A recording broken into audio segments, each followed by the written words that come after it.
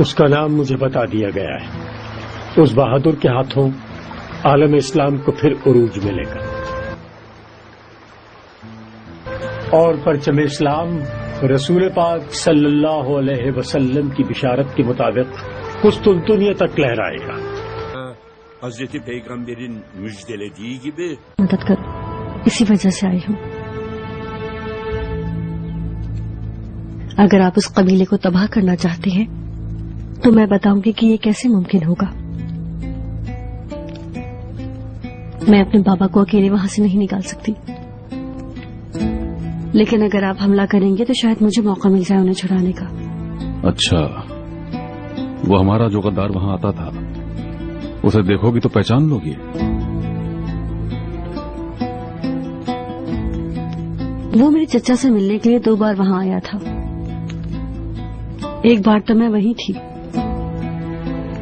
اتنے غور سے تو نہیں دیکھا, لیکن اسے دیکھوں گی تو شاید پہچان لوں. میری جان روشنی, اگر تجھے کچھ ہو گیا تو. روشنی کو کچھ نہیں ہوگا شہناز خاتون. کیسے کہہ سکتی ہو؟ جوان بچی ہے, زخم برداشت کر لے گی, لیکن کیا؟ خنجر ایسی جگہ لگا ہے کہ کبھی ماں نہیں بن سکے گی یہ.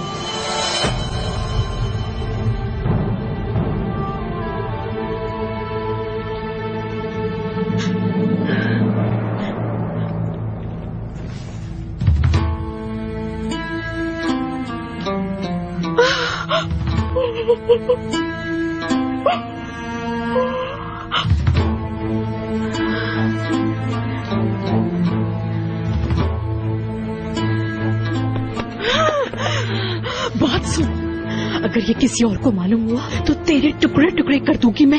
سمجھ گئی. قسم سے کسی کو نہیں کہوں گی, مجھے چھوڑ دو. شاہ اور ارطغرل کا کام تمام کر دیں گے ہم. جی بہت بہتر,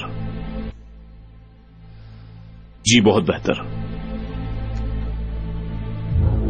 اور میرے آقا